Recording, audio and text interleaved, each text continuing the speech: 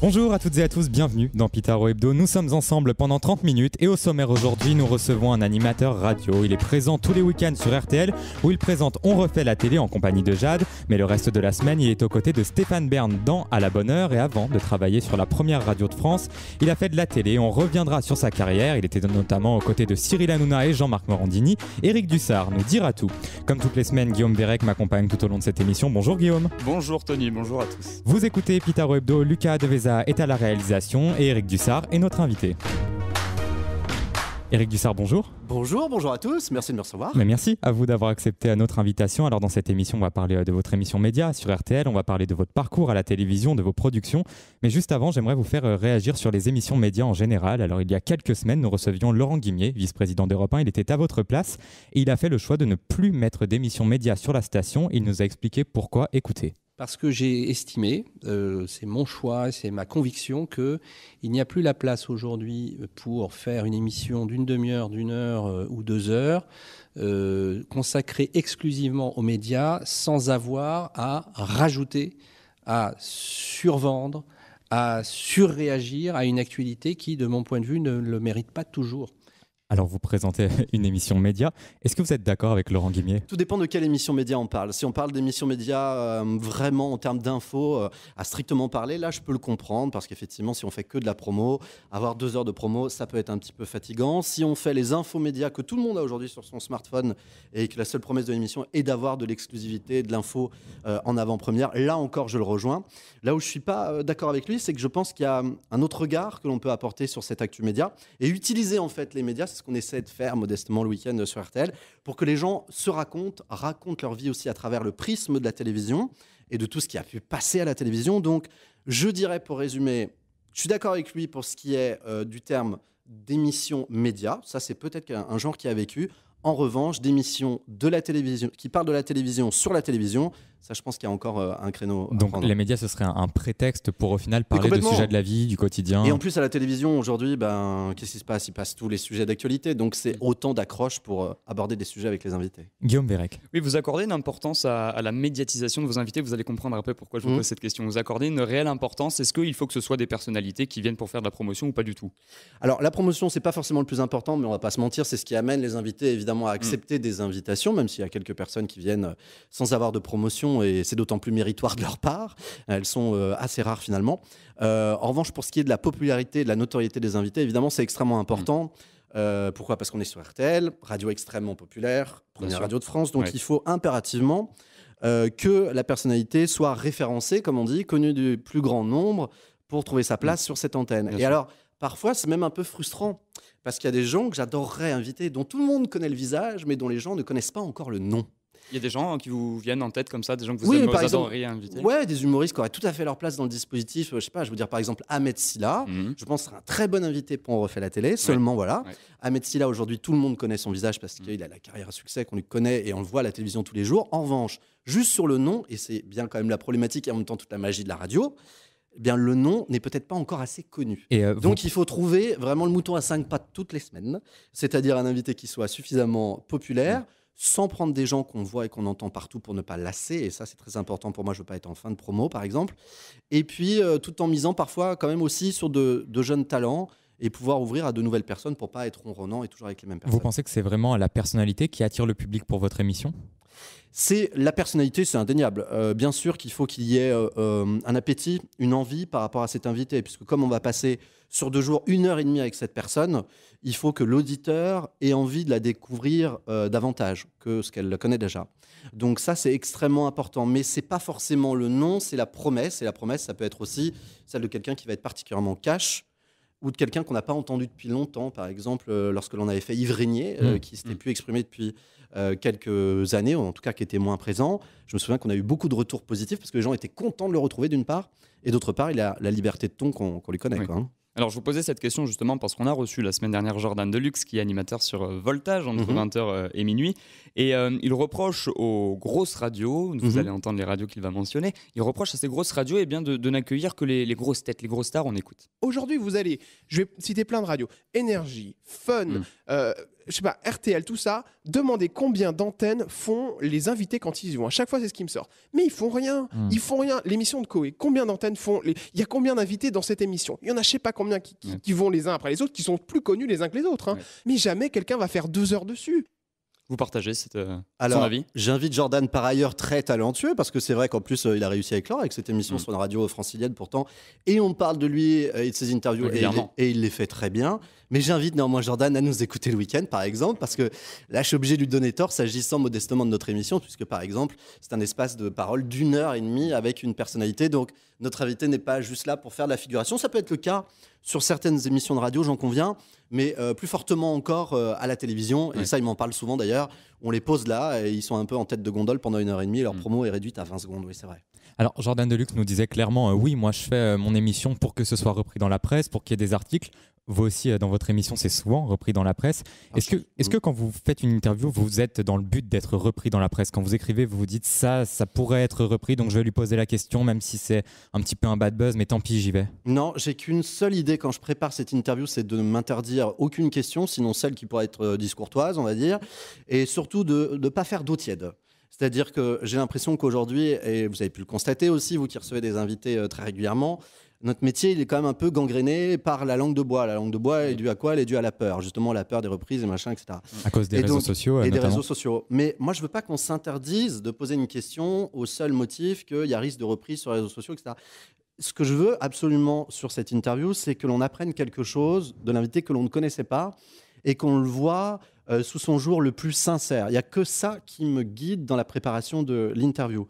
Ce qui exige aussi une grande préparation dans l'émission, pardon. Mais c'est pas la recherche du buzz pour la recherche du buzz, parce que sinon on irait sur des sujets qui seraient autrement plus clash et j'aurais pas la même nature d'invité. Mais tant mieux si ces éléments sont repris et considérés comme des moments de vérité, on va dire. On va pas se plaindre d'avoir des gens qui viennent dire des choses qu'on n'a pas forcément entendues ailleurs, quoi. Quand on a ça, on se dit que oui, on a peut-être réussi à faire notre boulot. Alors, l'émission n'est pas en direct. Pourquoi? Eh bien, parce que je suis formé à l'école Ardisson. Quand il dit... C'est très juste, parce que j'ai reçu il y a un mois, et je dois dire que j'étais à la fois dans la position d'intervieweur et en même temps dans la position de l'élève. C'est d'ailleurs qu'il avait révélé son salaire. Exactement, en toute décontraction. Ouais. C'est Thierry, quoi. Ça a fait beaucoup parler, ça aussi. Ça a fait beaucoup parler. 180 000 € par émission. Par émission, et je crois que ça a d'ailleurs semé un peu la zizanie après assez vite. Ah bah oui. Les autres producteurs ont dit, mais comment se fait-il que nous, on ne soit pas du tout à ce budget-là? Je vous confirme. Mais c'est Thierry Ardisson, voilà. Il dit les choses telles qu'elles sont, telles qu'il les pense, et il n'a plus envie de s'embarrasser de filtres. Il n'en avait déjà pas avant. C'est pas aujourd'hui, avec son parcours et la manière dont il s'accomplit, qu'il va s'embarrasser de langue de bois. Mais pour revenir à votre question, en fait, Ardisson dit un truc très juste. Et moi, je le conçois vraiment comme ça. Une émission, je la conçois comme un film. C'est-à-dire, je l'écris, je la tourne, je la monte.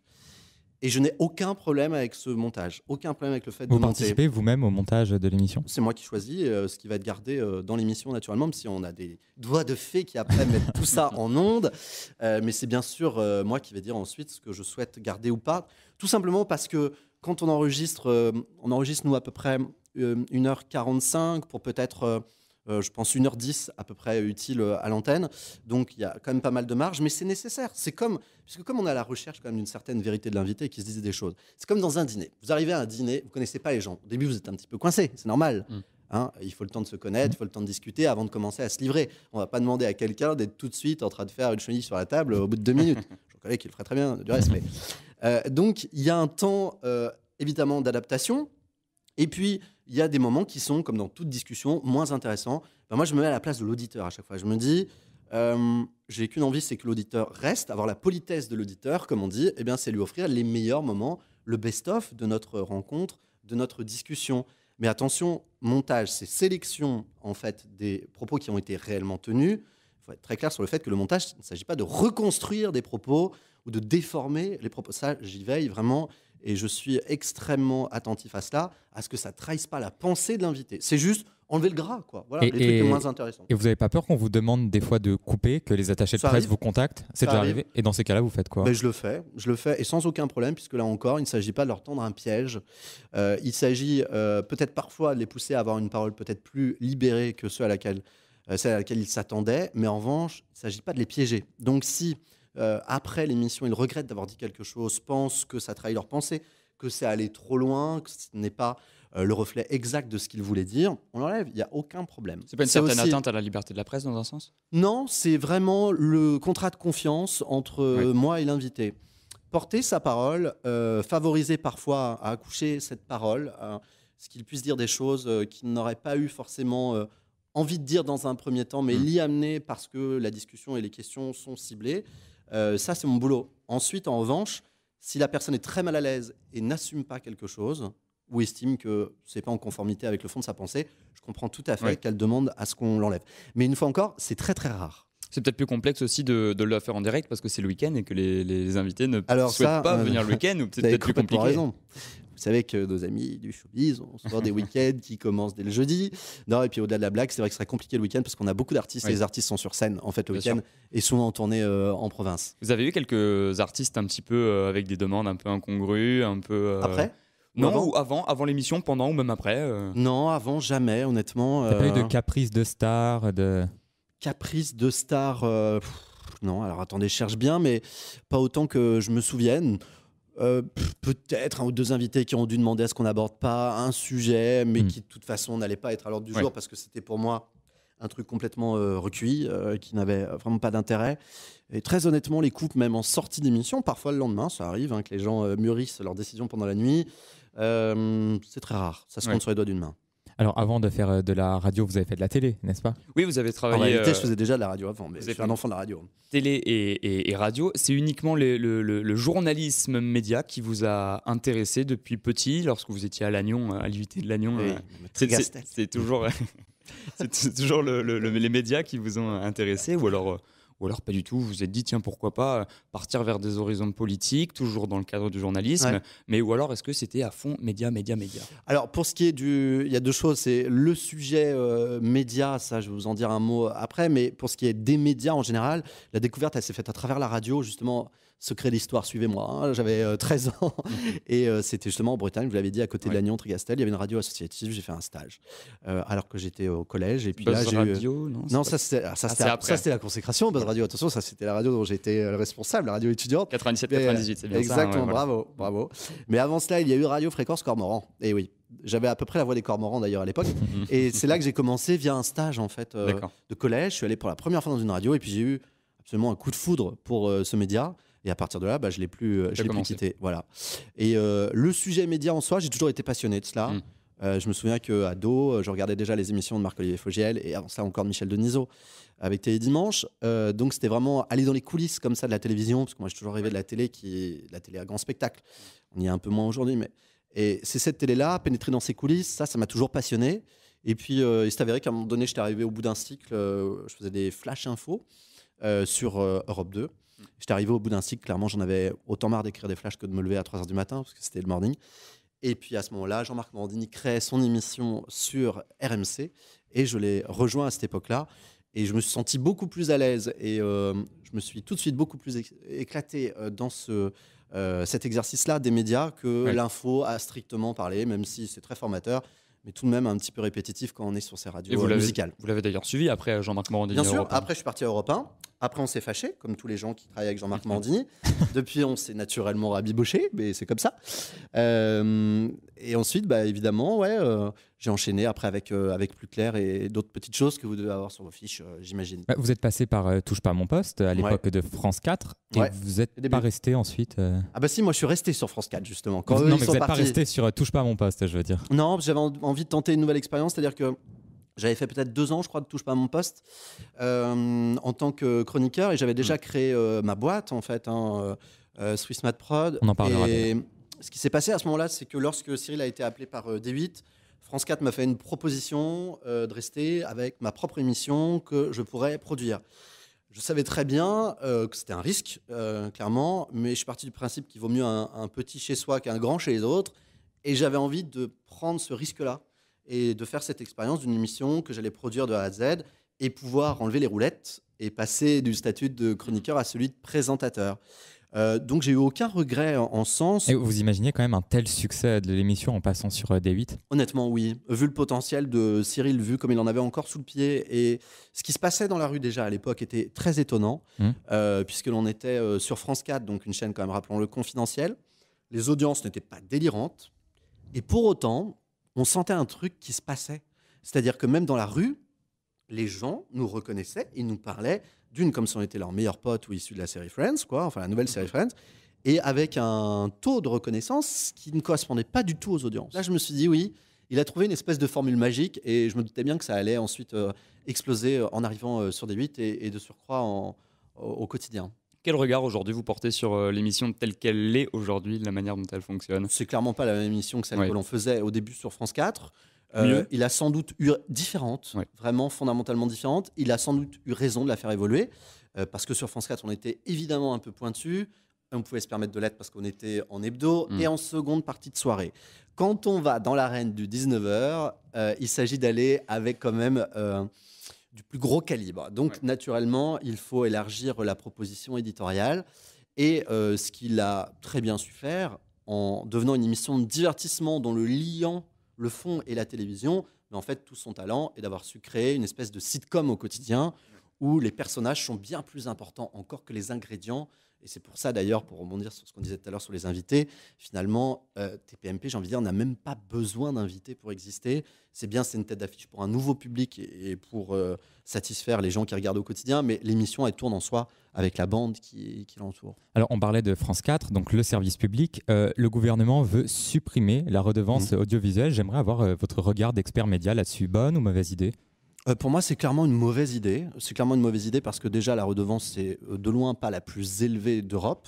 Donc tout le monde crie au scandale, mais sans trop savoir généralement ce dont on parle. C'est-à-dire, vous écoutez les gens dans la rue, vous faites un micro-trottoir, ils vont dire ah, les problèmes de TF1, il y en a marre, c'est avec mon argent, c'est la redevance. Donc déjà, il faut rappeler que c'est que le service public. Ça, on ne le dit pas assez. Et puis évidemment, moins d'argent via cette redevance, ça veut dire qu'il n'y a que deux solutions possibles pour équilibrer les budgets. Soit on augmente le volume de pub. On n'ira pas vers ça, puisqu'on voit clairement que la pub n'est plus autorisée après 20h. Soit on réduit les budgets. Et comme on ne réduira pas les budgets au niveau de la structure, au niveau de l'infrastructure, c'est-à-dire le mammouth France Télévisions et tout son administratif, parce que là, sinon, ce sera une grève généralisée, que va-t-il se passer ? Eh bien, on va encore demander aux producteurs, dont je fais partie, en toute honnêteté, de réduire de nouveau leur budget. Donc et réduire la qualité de différentes émissions. Non, mais à un moment donné, on ne peut pas non plus, tout le monde pleure les Carpentiers ou les grandes émissions de variété, mais on ne pourrait plus les faire aujourd'hui parce qu'on n'a plus le budget. Bien sûr. Donc si on veut une télévision de qualité, c'est comme tout, il faut mettre de l'argent. On a bien vu dans le domaine de l'alimentaire que le moins cher était égal à moins bien. Donc il faut quand même maintenir ces budgets pour avoir de la qualité, parce que sinon on va se retrouver avec des programmes soit cheap, ou encore de très bonnes factures, même si la facture en termes de budget sera bien moins élevée, mais en revanche avec un nombre de rediffusions qui va exploser. C'est déjà le cas malheureusement sur France Télévisions. Il y a beaucoup de rediffs, notamment l'été. C'est quand même dommage. Je pense que 138 €, c'est ça, hein, c'est 138 €, il me semble. C'est ça. Ouais. Il me semble que c'est pas une contribution si élevée pour avoir accès 24 heures sur 24 à un contenu que j'estime être quand même de très bonne qualité s'agissant de la télévision de service public. Vous êtes un consommateur de télé, ou alors est-ce que c'est le cordonnier le plus mal chaussé ? Alors, moins consommateur évidemment qu'hier, même si en fait, toujours, c'est pour être exact, je la regarde beaucoup, mais à des fins professionnelles, c'est-à-dire pour rechercher et trouver le bon extrait. C'est vraiment vous qui cherchez les extraits. Il y a une équipe, il y a une équipe naturellement. Mais pour dire, il y a une équipe de 6-7 zappeurs. Mais ces 6-7 zappeurs, vu qu'ils travaillent extrêmement bien, ils me fournissent beaucoup trop d'extraits. Ils m'en donnent environ 300 par jour. Donc moi, je passe tout ça au tamis pour ensuite sélectionner le meilleur.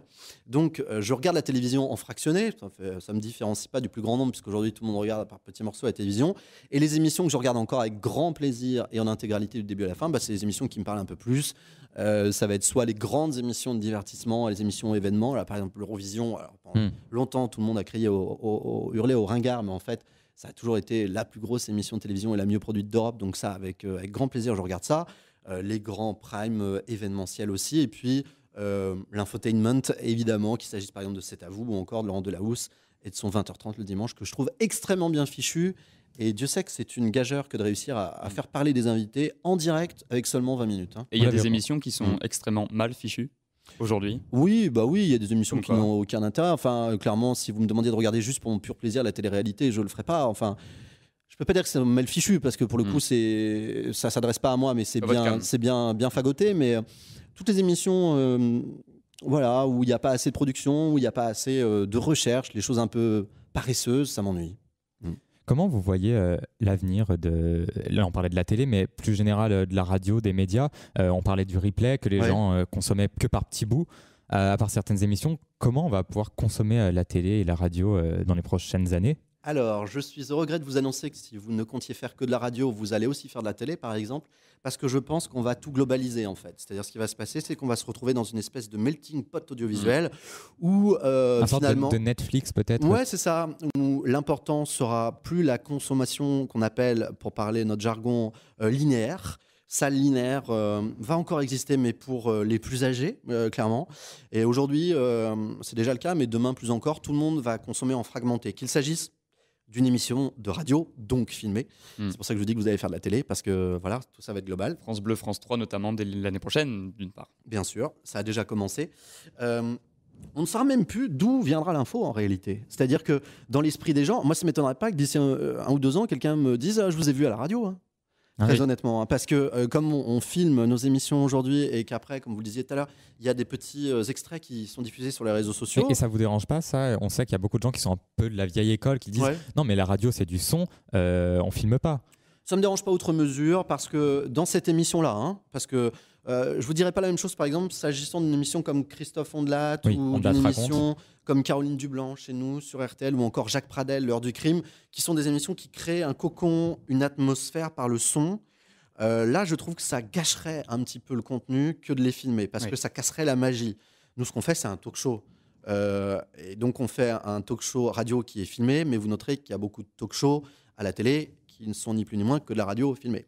Donc, ça ne gêne en rien. Et à la limite, ça apporte une petite part de vérité supplémentaire. Quand on peut voir qu'un invité ici va se crisper, là va regarder avec angoisse son attaché de presse. Donc ça peut être des petits éléments même d'information supplémentaires. Mais pour revenir à votre question, je pense que tout ça va se globaliser en fait. Et que l'information, elle émanera de différents types de médias sans qu'on sache trop les sourcer. Il faudra faire attention justement à toutes ces histoires de fake news et au sérieux des grands médias. Et que tout le monde va surconsommer l'info, quoi. Vous aimeriez que votre émission On refait la télé sur RTL soit aussi diffusée sur une chaîne du groupe M6, par exemple ? Pourquoi pas ? Pas en l'état, parce qu'il faudrait l'adapter pour en faire une vraie émission de télévision, pour le coup. Mais oui, c'est un format qui trouverait tout à fait sa place, je pense, sur une chaîne, vous dites Paris Première, par exemple, où j'ai commencé, en plus, avec Philippe Vandel. Donc, ouais, ça pourrait être un joli projet, ouais. C'est votre ambition dans les années qui viennent de vous installer ou réinstaller à la télévision, ou vous êtes bien à RTL, à la radio pour l'instant, et ça vous va comme ça ? Alors, écoutez, je suis très bien comme ça pour l'instant. Je ne vous cacherai pas que si demain, il y avait un projet intéressant en télévision, j'y réfléchirais. Mais, alors, à la limite, le terme d'ambition, pourquoi pas ? Obsession, sûrement pas. C'est-à-dire que revenir en télévision pour faire un truc qui ne me correspond pas, je ne le ferai pas. J'ai une idée précise de ce que je ne veux plus faire. Par exemple ? Clairement, aujourd'hui, revenir avec des chroniques, par exemple, je ne le ferai pas. Peut-être parce que je trouve que l'exercice... Peu importe l'émission, vous n'aimeriez pas faire une chronique ? Mais non, mais parce qu'en plus, quand vous avez goûté au plaisir de... Parce que moi, je ne connaissais pas ça avant, le plaisir de l'interview, de se plonger dans la bio d'un invité, d'être vraiment dans une approche comme ça globale, où vous allez avoir à la fois de l'interview, mais aussi de l'animation, des éléments plutôt humoristiques à travers le zapping de la semaine ou des choses comme ça. Mais c'est en fait un tout, c'est globalisant, donc c'est extrêmement intéressant. L'exercice de la chronique est trop restrictif pour moi aujourd'hui et m'intéresse moins, j'en ai fait beaucoup. Et puis d'autres le font beaucoup aussi. Donc je ne pense pas avoir encore une singularité à apporter de ce point de vue-là. Je la continue avec Stéphane parce que c'est de la radio, c'est différent, et puis c'est par fidélité aussi. Et on se connaît depuis 10 ans. Ouais. Et même si c'est pour rejoindre Stéphane Bern, avec qui je sais vous êtes liés d'amitié, une très forte amitié, le rejoindre sur France 2, l'émission qu'il a le dimanche après-midi, notamment dans Bon Baiser d'Europe, par exemple. Le samedi, mais c'est vrai que, hélas, comme les gens ne regardent pas beaucoup, ils ne savent pas que c'est le samedi. Elle n'a pas été très bien positionnée, cette émission. Vous avez regardé cette émission ? Ouais, je l'ai regardée, ouais, c'est plutôt sympa. Hein. Vous aimez ? Moi, j'aime bien. Honnêtement, j'aime bien. Je trouve que lui, il a sa place là-dedans. Il s'éclate, même si je trouve qu'il s'éclate encore plus dans les la fabuleuse histoire, vous savez, là où il incarne les personnages, etc. Les personnages. Ça, pour le coup, on sent que c'est vraiment son kiff, c'est son Disneyland. Vraiment, il s'éclate. L'émission en soi, Bon Baiser d'Europe, je trouve ça pas mal. Peut-être que le problème, alors déjà, il y a la programmation, 16h45. Qui va rentrer à 16h45 un samedi pour regarder une émission sur l'Europe ? Première chose, avec une irrégularité dans la programmation aussi. Ils sont victimes de semaines où ils ne sont pas diffusés, et donc difficile de prendre un rendez-vous. Et puis, c'est la promesse en soi, quoi. C'est vrai qu'à l'époque d'Union Libre, au-delà de l'Europe, la promesse, c'était quand même de voir Christine Bravo en roue libre. C'était plutôt roue libre qu'ils auraient dû appeler ça. Donc, c'est peut-être une promesse qui est un peu faible pour attirer des gens. Vous pensez que l'Europe, ça n'intéresse pas les Français?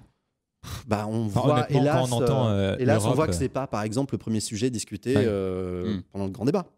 Donc, mais après, on peut aussi trouver des angles différents pour intéresser les gens à un sujet. Mais je pense que c'est peut-être effectivement un problème de promesses et de programmation qui font que l'émission ne rencontre pas, en tout cas jusqu'ici, son public. Vous pensez qu'elle va être reconduite ou Alors ça... Qui est dans le secret des dieux? Je ne peux pas vous le dire, mais en tout cas, ce que je peux vous dire, c'est que ça va commencer à se discuter dès maintenant. Où est-ce que vous la mettriez, cette émission? Vous la reprogrammeriez où? Quand, du moins en semaine? Moi, je la mettrais plutôt en seconde partie de soirée, puis avec un aspect un peu plus divertissant, un peu plus dans le show, parce que là, on a l'info pour l'instant, mais on a moins le show. Donc, et je sais que si il y avait plus de happening en plateau, par exemple, des choses comme ça, ça pourrait peut-être décoller, parce qu'en plus, Stéphane, dès qu'il se retrouve dans un happening et qu'il est généralement victime consentante, ça marche bien. Souvenez-vous, dans Comment ça va bien, on lui faisait faire les pires trucs du monde, et évidemment ce côté un peu décalé, ça vous manque Comment ça va bien? On sait que maintenant il y a Je t'aime, etc. Ça commence aujourd'hui, Affaire conclue. Ouais, pour lui c'était surtout ça commence à bien faire, je crois, sur la dernière saison s'agissant de Stéphane. Donc ça manque pour ce que c'était, ça manque pas pour ce que ce serait devenu, parce que je crois qu'il en avait marre, il avait fait le tour. Alors vous produisez aussi à la télé, hein? Oui, vous êtes producteur, et j'aimerais que l'on revienne sur l'affaire du moment, si on peut l'appeler comme ça. C'est l'affaire Quesada. Oui. On en a un peu entendu parler. On a un petit peu, très peu, Christian Quesada. Vous l'avez reçu, Christian Quesada, dans votre émission sur RTL? On refait la télé? Non, on l'a pas reçu. Non, c'est un personnage que vous auriez aimé, bien évidemment, avant de savoir les faits qui lui sont reprochés. C'est un personnage que vous auriez pu ou aimé recevoir. On l'a beaucoup vu dans les émissions médias. Je suis pas sûr, parce que là encore, il s'agit d'un invité qui aurait été très bien dans une émission purement média. Mais comme nous, une fois encore, il s'agit de faire parler des personnalités des médias. Lui, il était quand même apparu assez récemment à l'antenne. Donc 1h30 avec un candidat de jeu aussi doué soit-il, je suis pas sûr qu'on tienne notre promesse. La question que je me pose, c'est comment ça marche finalement, le rouage. Comment est-ce que le rouage se met en place quand on a une émission qui s'appelle Les 12 coups de midi? On reçoit des candidats, on enquête ou pas. D'autant plus, on a su dernièrement que l'équipe des 12 coups de midi avait su quelques semaines, voire quelques mois après que Christian Quesada avait eu un passé. Comment ça marche, vous, en tant que producteur? Comment vous faites, tout simplement? Non, mais honnêtement, je pense que si polémique il y a, ce n'est qu'une fausse polémique, parce qu'on ne peut pas jeter la pierre à Endemol, en sens où vous imaginez bien, vu le nombre de candidats sur cette émission. Ouais, mais quand même, tous les jours à la télé pendant 6 mois, quand même. Oui, mais enfin, pendant 6 mois en diffusion. Mais vous savez très bien comme moi que l'émission, elle a été tournée. Oui, mais au moins pendant 3 mois. Tournée par salve. Mais oui, mais si pendant 3 mois il ne se passe rien et qu'on n'entend rien sur ce candidat, il y a par exemple s'alarmer.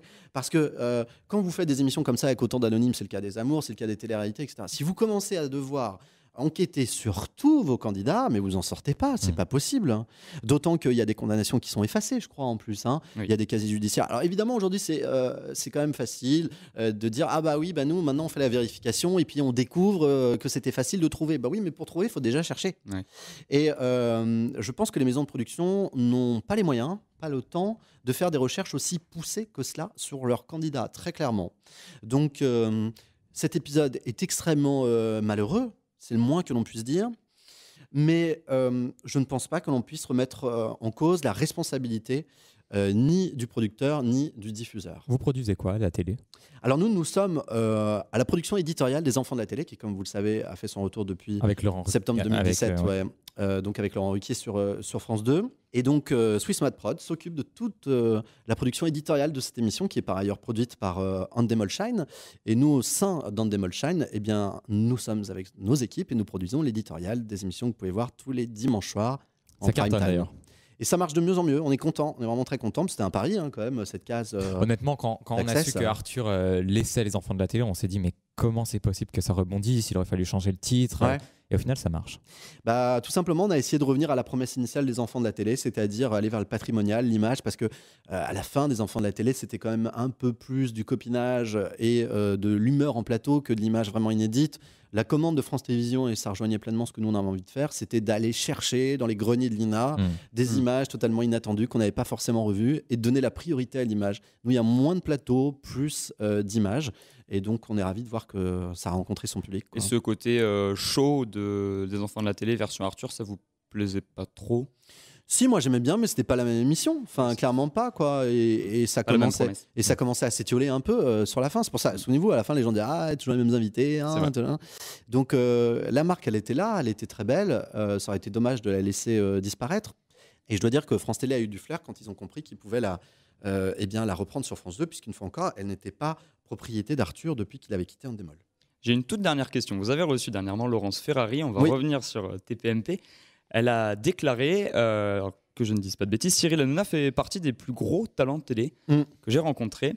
Vous partagez son avis. Vous pensez que Cyril Hanouna aujourd'hui est la star du PAF, comme on l'appelle aujourd'hui, ou pas du tout? Vous pensez aujourd'hui qu'il y a bien plus... la star du PAF, c'est objectif, c'est-à-dire par le terme de star qui est souvent un peu galvaudé, on entend celui dont on parle le plus. Il me semble qu'on parle un peu de Cyril tout de même, en effet. Après, il est très doué dans cet exercice, indéniablement. Il faut le faire, tenir 2 heures d'antenne tous les soirs dans un chaudron pareil qui est le studio de TPMP, et puis avec une actualité qui n'a pas toujours le talent d'être intéressante. Eh bien, c'est ce qu'on disait tout à l'heure. Il a su créer sa propre grammaire, sa propre petite musique dans cette émission. Donc, il est très doué pour ça, indéniablement. Mais il y a plein d'autres gens qui font leur job très très bien en télé. Je pense à Anne-Elisabeth Lemoine, elle est formidable.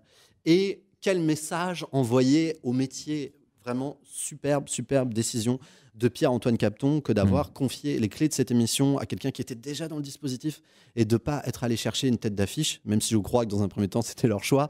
Et là on voit que ce n'est pas qu'une histoire de nom et de notoriété, mais que c'est une histoire de savoir-faire. On vous retrouve le week-end sur RTL, on refait la télé. Quel était l'invité où vous avez regretté d'avoir reçu? Regretter, non, pas vraiment. Des gens avec qui le contact ne s'établit pas.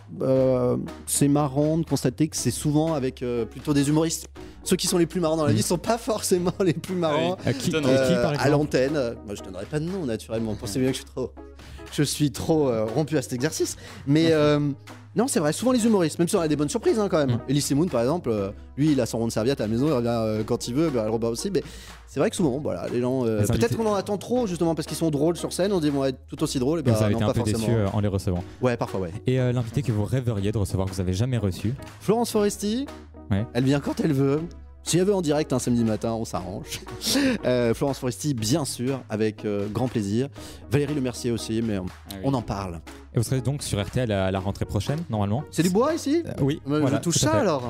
Écoutez nos audiences. C'est pas signé encore. Aux dernières mesures d'audience ont été plutôt très bonnes, avec 2 millions d'auditeurs pour les 2 formats, sur les 2 jours, 1,6 million le samedi. Donc pour l'instant, normalement tout va bien. J'espère. Merci Eric Dussart. Merci à vous, c'était un grand plaisir.